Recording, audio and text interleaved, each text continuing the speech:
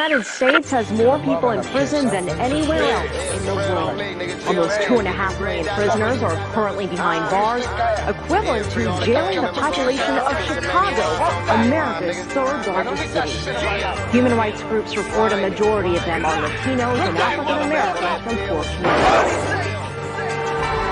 This for the niggas in the pen, doing 10, tryna take care of their kids, and whip a bid, tryna cop a little ice, stun on the bitch, soon as they start looking rich, somebody snitch, we tell them, free the guy, free the guy.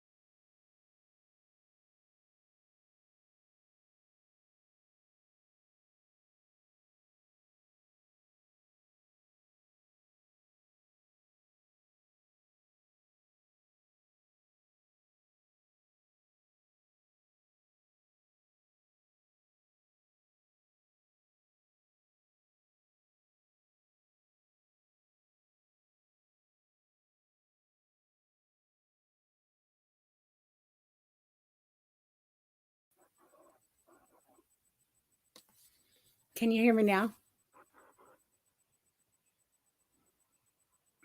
Could they hear nothing, Brooke? Hold on. Because I can hear everybody fine. I'm trying to see if we can hear you on StreamYard because they're saying they can't hear us on Facebook. Okay.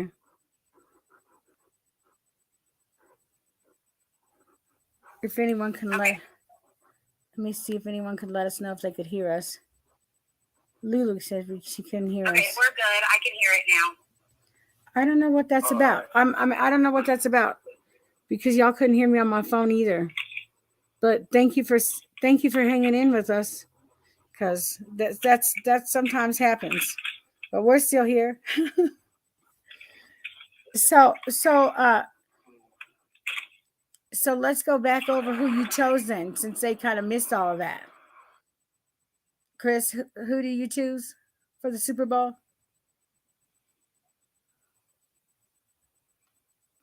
Well, this is Neil. I'd say I'm choosing Cincinnati. Cincinnati. Anyone else? I'm gonna go with Cincinnati, even though I'm not really a football fan. Because, are you going with Neo? I'm gonna agree with him, Leo. Well, I'll tell you why I chose Cincinnati because Joe Burrow and Jamar Chase played with my LSU Tigers. I'm really a Saints fan, but I got to go with the nearest players who played for my home state. You know, I play that homeboy stuff tight.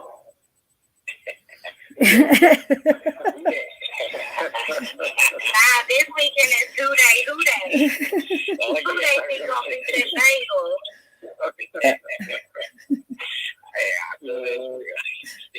And I do want to say this though. I'm in a, I'm a Cincinnati girl, so I'm in a lot of Cincinnati Bengals fans group, and we have had a lot of LSU and Saints fans join our group, and you guys are a great set of people. I have to say that. And the Bengals have opened y'all with open arms, even if you guys are coming because of Joe Burrow and Jamar Chase. So y'all are like who they and who that.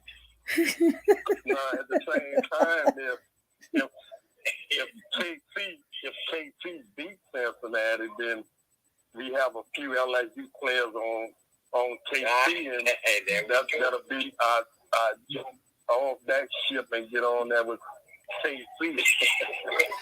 Now, KC is going to lose, and I'm going to tell you why KC is going to lose. They better come with their secondary better than they did in week 17 because their secondary could not cover Jamar Chase. Did you watch that game? You will have to. I don't know if Tyrann Mathieu is playing this game because we had the concussion, but you have to watch him because he's sneaky. He's a ball hawk. Last time I checked, he's still on concussion protocol, but that was yesterday. I haven't seen the updates as of today.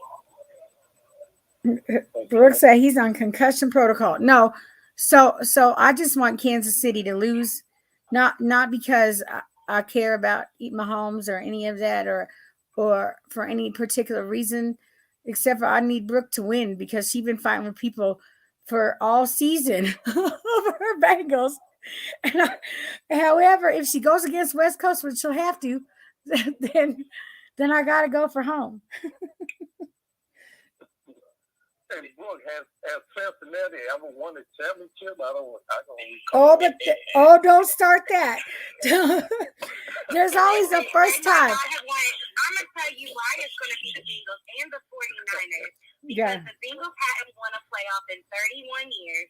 They finally won one, then went and beat Tennessee. Now they're going to go beat Kansas City, and the 49ers are going to win tomorrow also, and it is going to be a repeat of our first two Super Bowls, and this is going to be the one we win. Mm. In 81 and 88, they played the 49ers, and we will go against them again, and we will beat them this time. The third time's the charm. Brooke thinks this is like a Cinderella And story. listen, when I tell people what to bet, you can ask Maria, and they don't follow me, what I say, they lose their money. She, So did you put any money on it?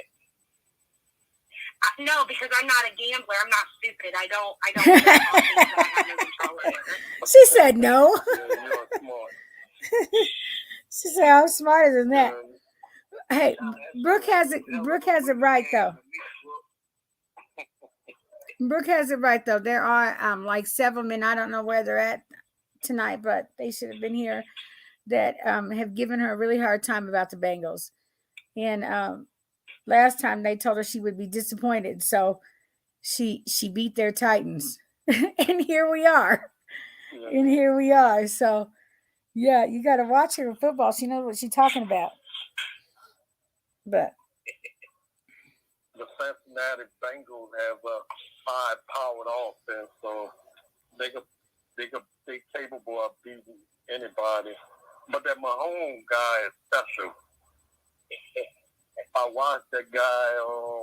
He got potential to be one of the greatest quarterbacks. He has the potential to be the GOAT, to even be better than Tom Brady. And that's saying a lot. I watched him under pressure multiple times. Speaking of Tom Brady, did anybody catch the news today where he said he was retiring, and then for like a whole 15 seconds, and then he said that he's not retiring?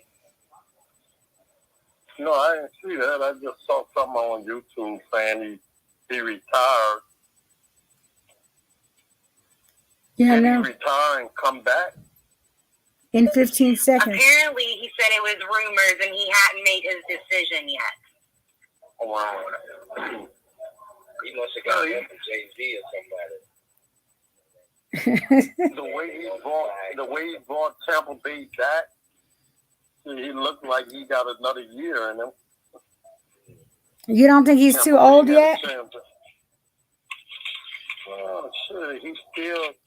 He was down all game, and he brought Tampa Bay back to tie the game, the potential to go into overtime, and then,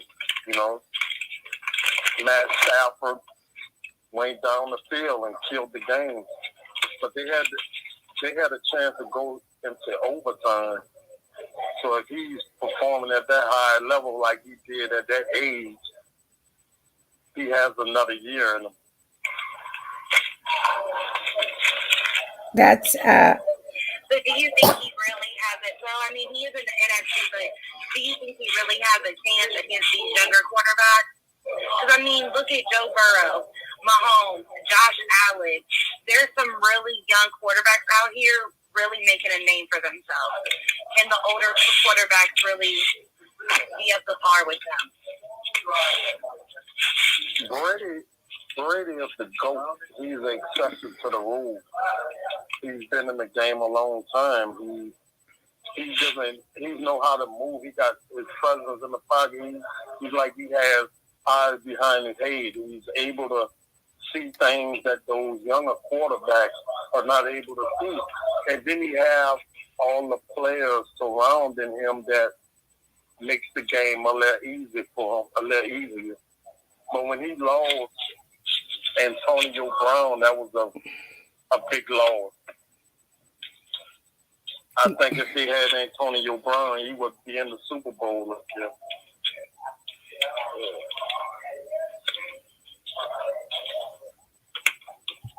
I have to.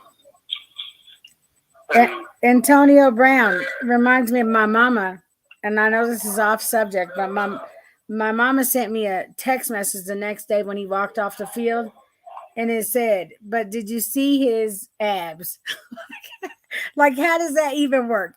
Because yeah, he I think he was, even though previously injured, he was strong. I don't know what happened there, and there's all kinds of rumors behind that as well why he left. So, what's your take on why you think he left? Well, I heard him speak on the news. Antonio Brown is way more intelligent than people give him credit to. Because when I heard him articulating why he left the field, because he was injured, they got reports. He got a lawsuit he's filing up. His ankle was still damaged, and he was telling them that he couldn't go anymore. And the coach told him to get the hell out of there. So he said to himself, like, man, I don't even want to be a part of this no more. He felt disrespected. But a lot of people say he have mental health problems, but he said he was never diagnosed as having mental health problems. And when he was traded from Pittsburgh and the Los Angeles Raiders, he was in contact with all the people, and when they were negotiating his trade, not many players have that capability to talk to the owner and have discussion with them when they're being traded. So that brought new light to his situation too. But even the news anchor, one of the news anchors was saying they didn't even know that about Antonio Brown. So, Do you think he'll get picked up by another team? oh yeah, Antonio Brown is a great player. The Ravens, the Baltimore Ravens, are talking about getting him. Okay, because some people say it was the end of his career. That was it once he did that. Because they didn't have all the information. They didn't, when he gave his story, his version of the event, and plus he has lawsuits that his lawyer is going to file against the Tampa Bay Buccaneers. He is going to get another shot because he could still play. Yeah. It's always amazing how so many don't stand up for their, right to not get their head hit one more time or his ankle to break or whatever. So because I wasn't a Tampa Bay fan, it was nice to see him stand up, but also sad to be like, well, is that career ending? Because you spend your whole life working towards those moments, So. I think he had some torn ligaments in his ankle that wasn't healed all the way. And speaking of the Buccaneers, I'm in the Louisiana State Prison.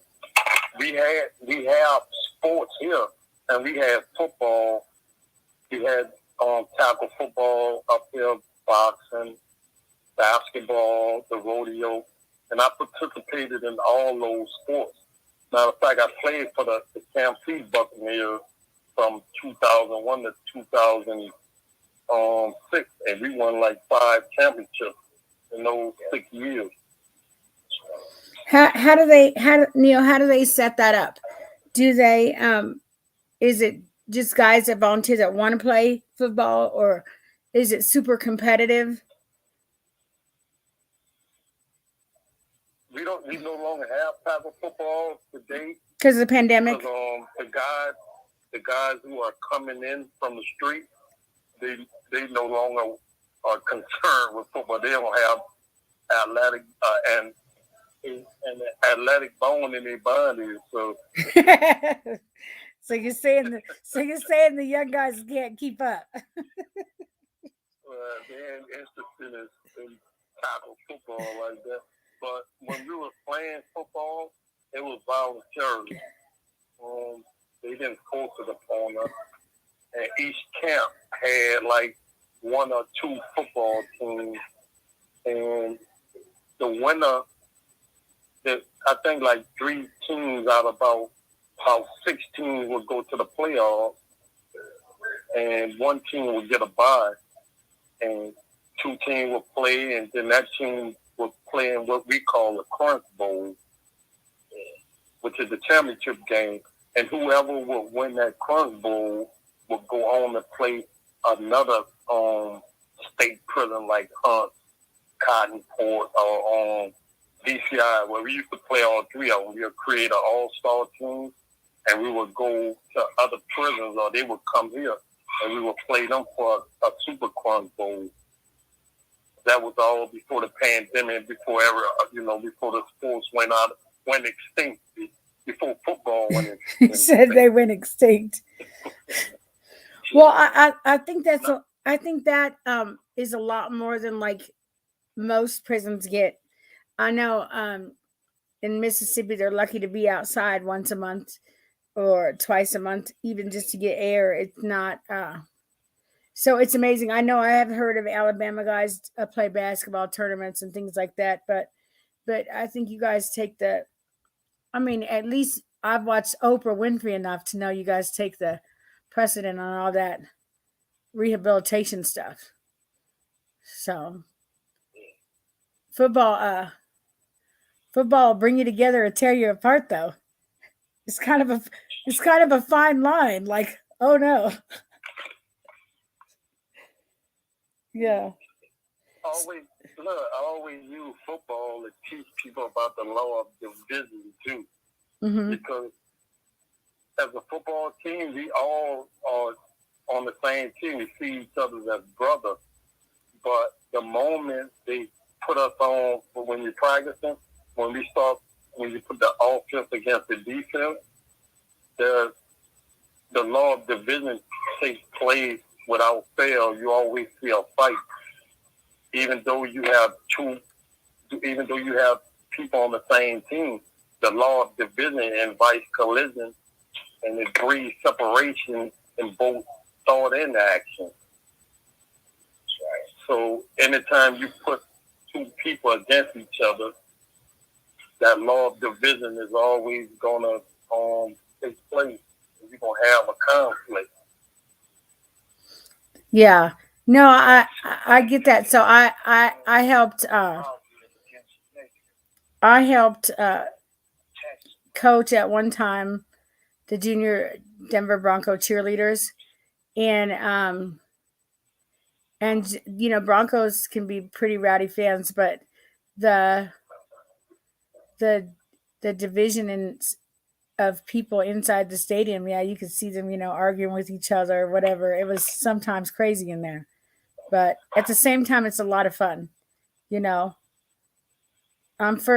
So you said you participated in all four things that they had there. Do they do boxing and all that still? Yeah, before the pandemic, we had the boxing team. I used to be on the boxing team back in the early 2000s. I came up there in 2000, so I joined the boxing team in maybe 2001. But when I began taking this paralegal course in 2004, I had to make a decision as to boxing or the paralegal course, because if I would have continued to do both, I would have neglected one or the other or both. So I chose to study the law, because that's necessary and knowing if you want to fight for the regain your freedom. Right, yeah. It's.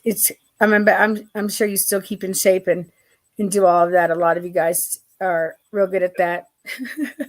I don't know where Jag is, but I always say y'all are the good God squad, because you do have that. You get the sums of your mistakes is not who you guys are, and that's kind of why I wanted to talk about sports tonight. Not because I'm extremely sports fanatic, but because I wanted them to see the human side of you guys, and that you're not these people that don't deserve freedom. So I get that. What do you guys think about the saying? I know I've heard someone say the only time African American men are celebrated is when they're on the field, which always hits me hard. I said, what do you guys think about? I know I've heard the saying, the only time African American men are celebrated is when they're on the field. Well, and I can, speaking for me, no good to him. You know, I always use it like this, you know. That's the only thing that white folks like about it. Entertaining that. Yeah, can you talk a little bit louder? I say, my experience, this is the only thing that white folks like about Africa is the entertaining aspect. Mm-hmm. You know, whether it be football, boxing, playing music, you know, whatever that they spread it, you know. Yeah. It's, Because which, you know, I'm quite sure very familiar in the world, you know, you got African males in prison than you have in college. yeah, more African American males in prison than in college.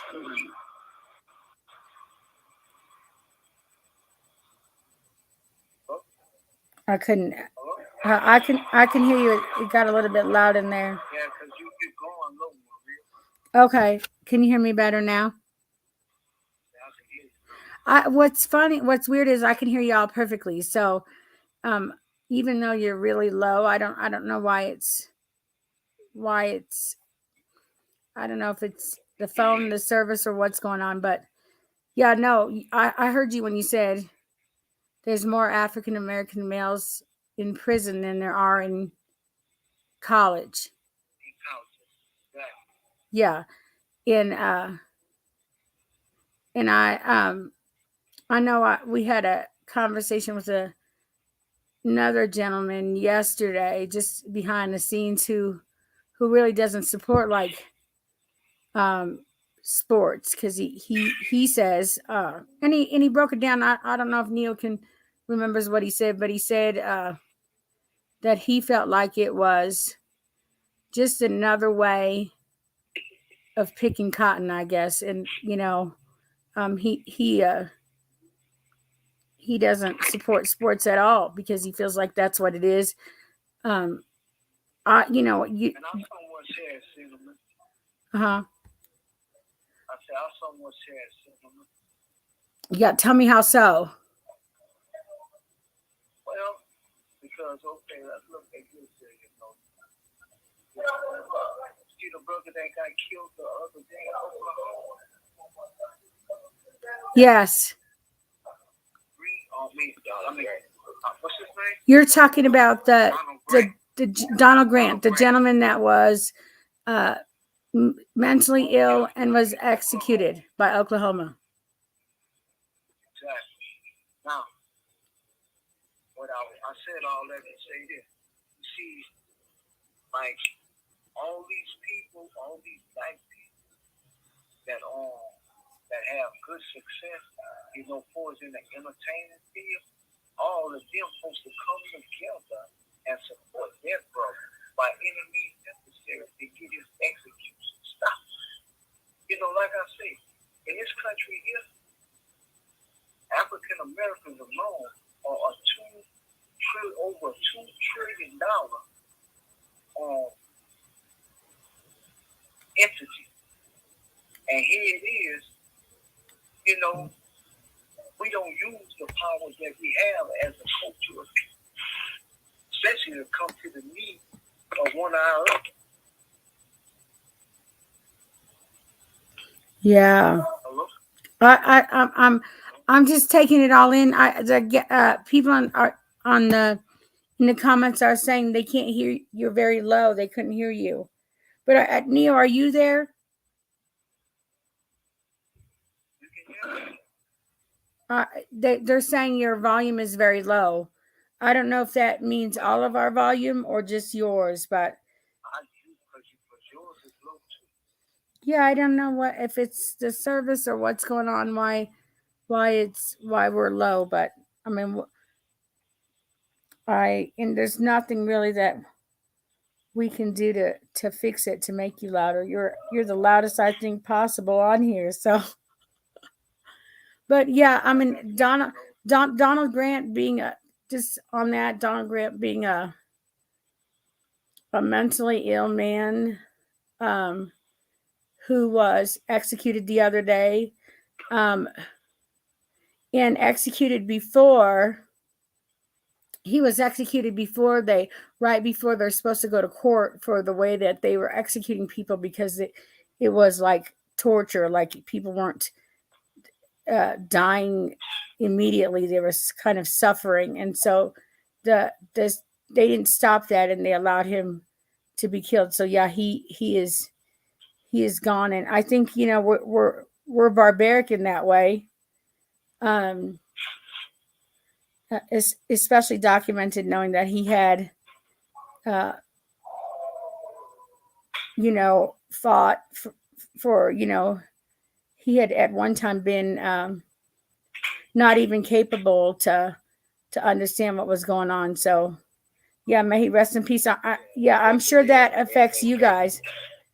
And I absolutely understand why you're not a sports watcher because life, I imagine, for you guys is so serious. So every day, I'm sure it's how to free yourself. And we're not all. What the influential one was saying was that all the ones that sports, women and men, validate to like a children or something in the process that they have amongst the citizens of the United States. So he's saying that they could have had intervened and interacted in order to stop the execution of Donald Grant.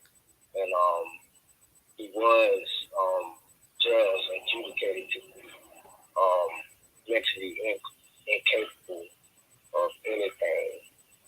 So that should have got him off death row, because I know of people who have the same thing that he had, and they were actually getting clemency or taken off death row and given a life sentence. Yeah.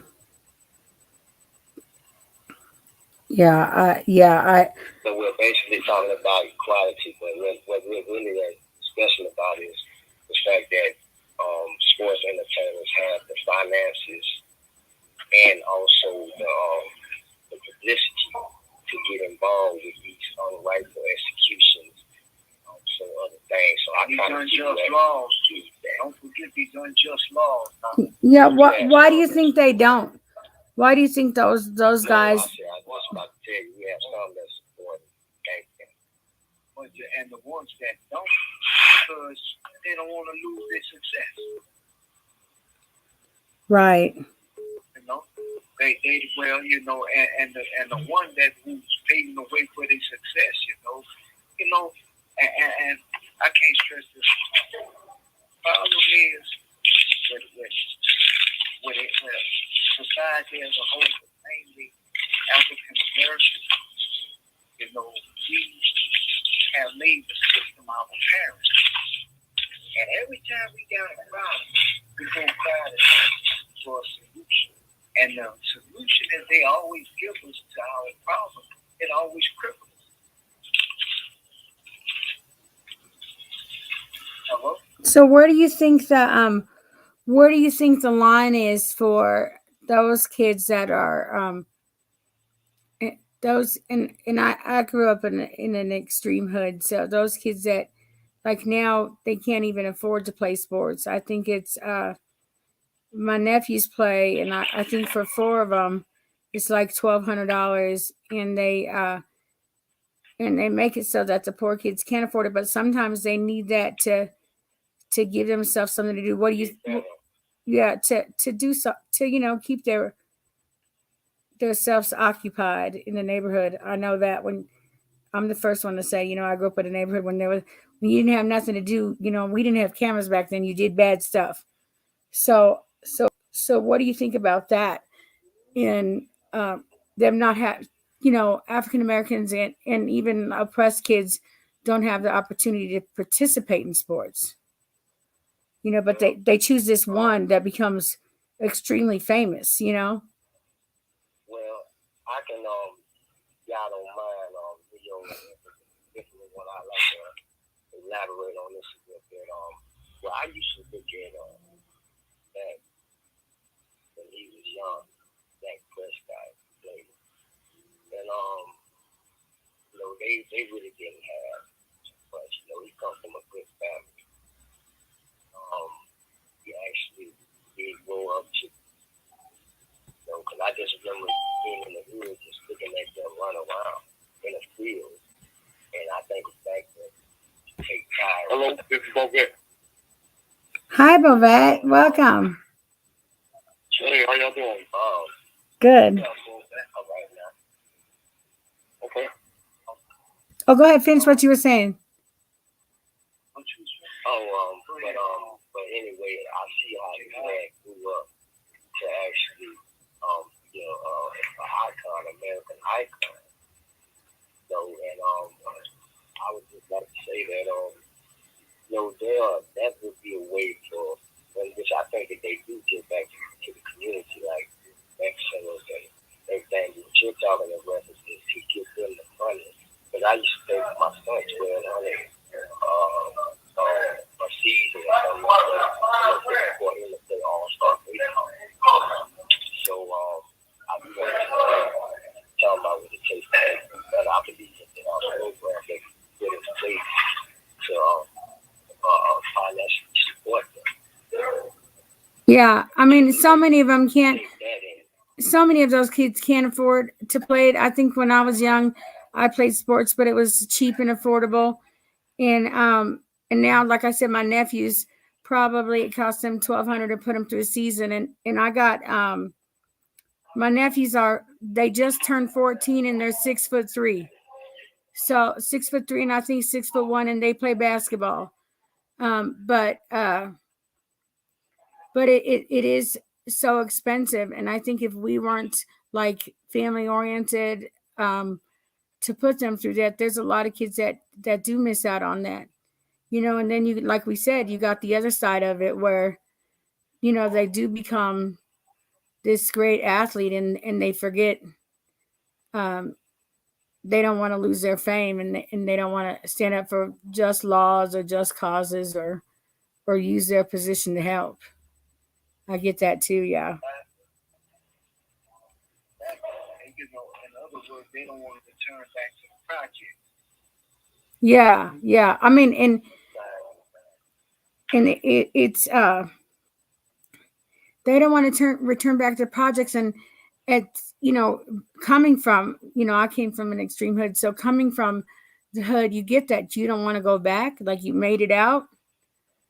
For me, it turned into a different thing. You know, I do this stuff that I do because a lot of the men that I knew died or went to prison. So it's an important give back for me. But everybody doesn't have that desire. Some of them never look back. Yeah.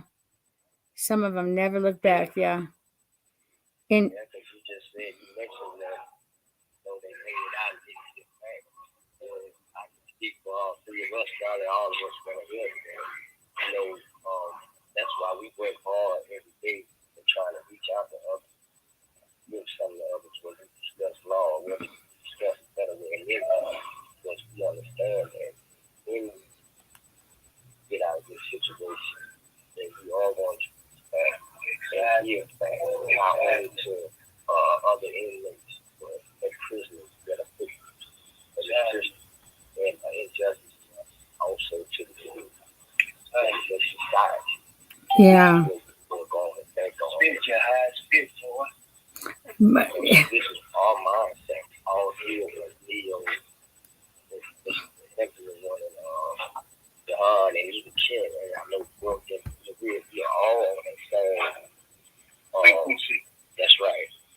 You know, and we are all going towards that call. I believe that's why we are here to discuss ways of getting there, and also the judicial injustice serve on black race today also. yeah. That's keeping us in cage and in prison unjustly, unsupported by the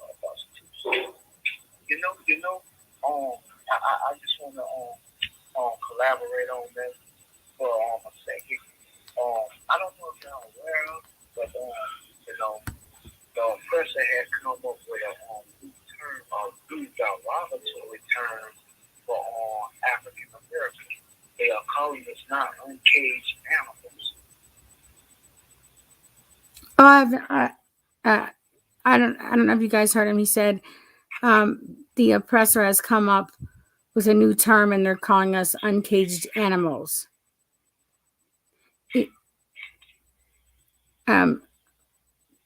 Is that you, Bovette? Hello? Oh, say again? Bovette, are you there?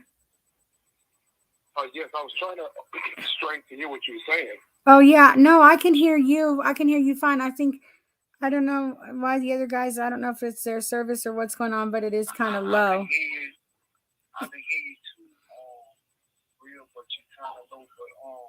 But the brother was asking you, you know, I guess he was making it reference that he couldn't hear what you just said. Oh, okay. Yeah, I didn't. Could you please reiterate that point? Okay. About. I don't know what part he was talking about.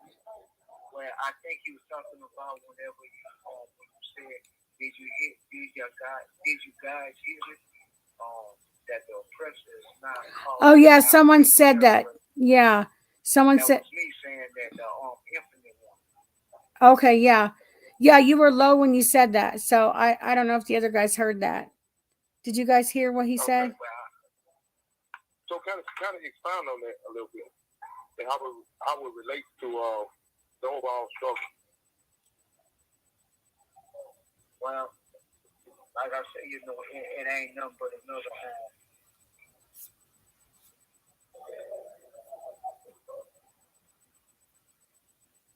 it's nothing but another derogatory racial slur that lays up there and put us down as a culture of people, you know. But again, you know what I'm saying? Just basically just saying that we're a broken vessel and just broken to him.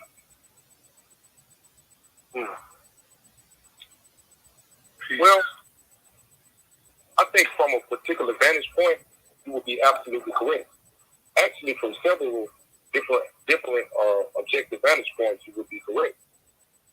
But when you're going to war or to the negotiating table, then one should do so from a position of strength.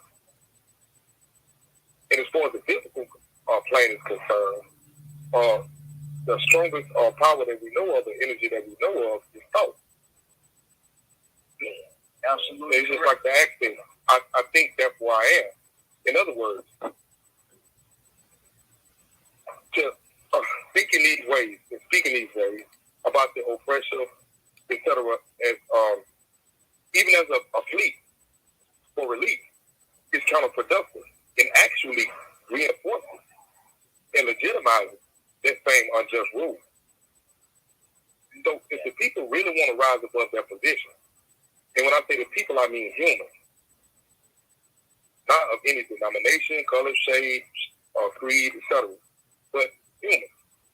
And if they want to rise above this situation, we have to start thinking that we can. We're not even so much superior, but that we are equal to other humans. And once we take on that mindset, then we begin to defeat the prevailing perception of white supremacy. That's right, and you're absolutely correct. Brother, I heard you when you came in, you introduced yourself, but I apologize, your name just slipped my mind. Bovette. Say again? Bovette. B-O-V-E-T-T. Yes. Yeah. The brother Bovette, my friend. How you doing, brother? I'm doing well, brother. How about yourself? I'm just waiting in the wings for my chance to get on here and definitely make a comment about the disparaging remarks that our open enemy has been making about us for eons. It's dehumanize us. That's what happened. You know, they started off calling us savages. You know, that's what, and they were coming over to do us a favor by civilizing us. By destroying by destroying our way of life. They call that civilized. So, that's just one of their tactics. That's what they do. We expect that from them. Anybody who's been studying war understands that that's one of the first things you do is you start making the target, the enemy in the eyes of the masses. You make them look bad, make them sound bad, to get them to lose faith in the eyes of people. So absolutely correct. Hillary did it in the 90s. That's right. But so it's not a new tactic, but it's something that needs to be combated. You see how the Jews, you see how they have the Anti-Defamation League for anti-Semitic defamation league. We definitely need one. Show them everything. Bomani, is that Bomani? Yes, it is. Oh, hey. So I got a question for you that I asked the guys earlier because our topic was sports. And I want to ask you because I know you well. So I want your answer for this. So I said, you know what? There's a saying, because we were talking about sports, that the black man is only celebrated when he's on the field. What do you have to say about that? Yeah. Oh yeah, most definitely. They want you to stay in your place. That's another stay in your place. They said it about Marshawn Lynch when he came off the field. They didn't want to hear your political ideology. They wanted to see you play football. So after that interview, he said, "I'm here because you paid me to be here." He wasn't answering any questions. They didn't want to hear his thoughts. They don't want to hear our thoughts. They don't want to know what we were feeling. They wanted to score and help them win. So that's the playbook. Yeah. Do you have something to say to those like men that have succeeded in football or any kind of sport and forget you guys in the mass incarceration in America? I have something to say to all of our successful brothers and sisters in any field of endeavor. I don't care if you're the best piano player. Right. You need to be using your platform to make sure that our people are definitely extracted from this situation. We're going to call it a situation. Hell. We're going to call it hell. It is a situation that okay, we can call it something else, but we need our people to get busy, to stop sitting there in their little comfort zone and saying, well, wish it was something I could do. We only got like $1 million sitting around there, bro. I'm pretty sure that's something you can do. Yes, I was just talking about, you were speaking earlier before you came in, brother, about this. I gave a prime example of what you conveying as dealing with the brother who got recently executed in Oklahoma State Penitentiary. You know what I'm saying?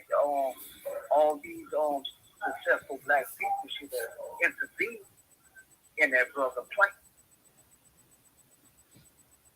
So you shouldn't have got lynched like that.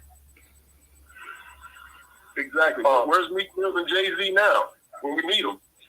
There you go. They got big movement. They come around every November, every October.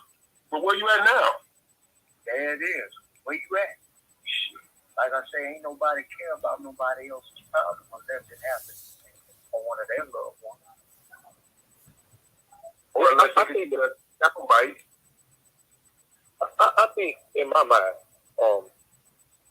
I think the first thing to do is to correctly analyze their situation.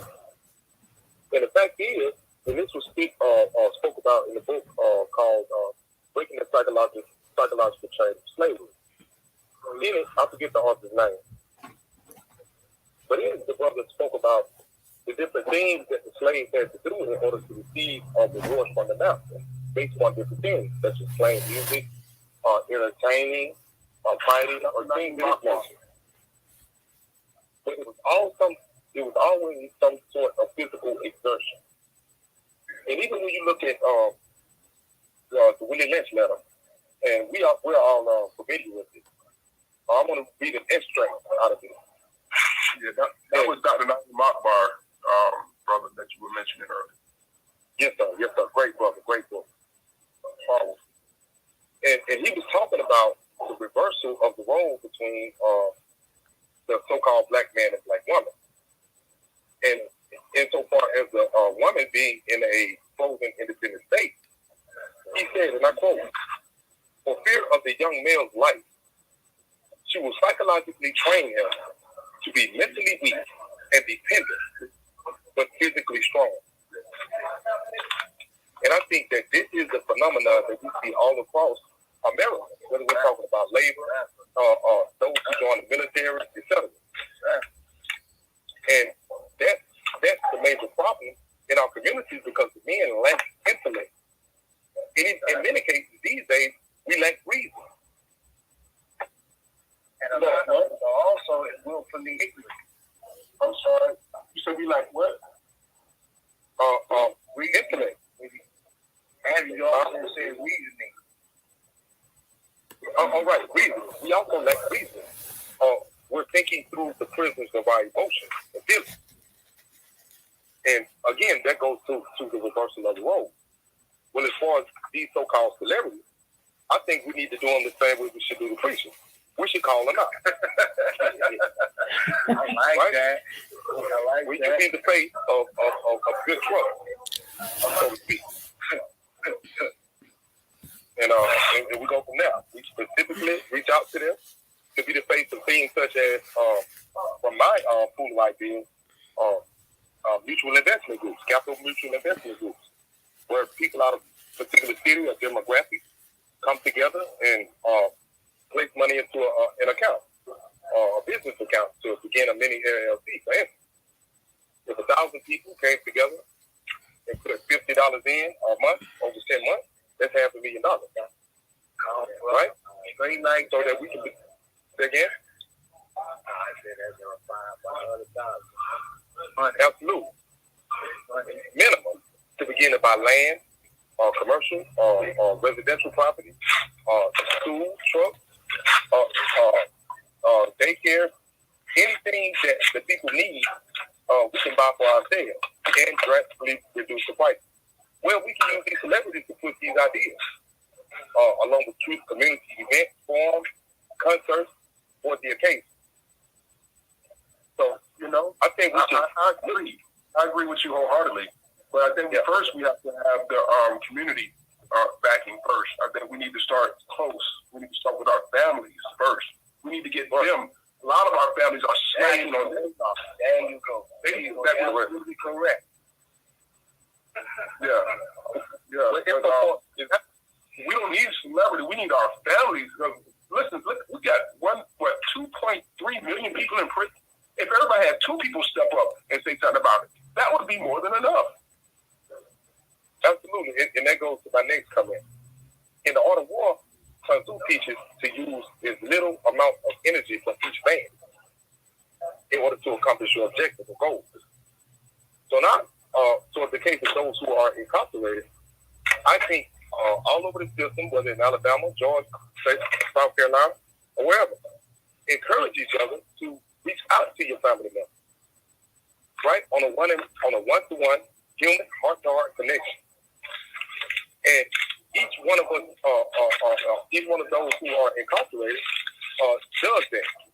And what happens is, because of that emotional connection, then the family member would be more likely to participate in a community event, forum, or a political action group, etc. So we have to use those links. And if you think about it, the system actually uses those links against us when we're looking at canteen prices or store prices. Well, obviously our families, those who have them, want to see us eat well or have the proper hygienic materials. And the prices are steadily going up. But what are they doing? They're playing on the emotional connection between the prisoners and their families. And they're breaking our community. Exactly. So the approach that we take against these oppressors must be multifaceted and properly applied. But I mean, again, I think we should start. We should prioritize. everything has priority. And first things first, we got to start here before we reach far. That only makes sense. So Because it takes enough energy to reach, like have the numbers. And celebrities, you don't have the numbers. You got to get somebody who knows somebody. So you guys, we are at almost an hour, so we're gonna wrap it up for the night. But we will reconvene in 2 weeks, right here, at 7:30 on Saturday. Is there anything last things you guys want to say before we end the live? I just want to say that all of you out there that are fighting for justice, true freedom, and equality, I want to say thank you. That you give me heart to fight for my end, and I hope we all understand that if we combine forces, if we concentrate our forces, then we create power to deal with the issues that plague each of us. And I just want to say thank you. Yes, and I just want to take the opportunity to say thank you as well, and to encourage those who are willing to aid and assist in the struggle to start using the power that you have to join platforms. Social media is a very powerful tool when you use it properly. This is a numbers game, y'all. Everything's a numbers game. So understand that when you subscribe, when you follow, when you like, when you share, you're actually doing the work. That's the business. We're spreading the news. We're spreading the awareness. Absolutely. And that's the awakening in our community. We're the key to that. The good work, those who are doing it, encourage those who are yet to awaken to the work. That's it. Well, thank you everybody for watching tonight. Please make sure to tune in to Free the Guys this Saturday after next at 7:30 p.m. Mountain Standard Time, and please like and follow and subscribe to our to Plus Productions many social media pages. And if you need to reach out for any information, you can call 888-806-6748. You guys have a wonderful night. I'll see you guys in 2 weeks. All right, thanks. Well,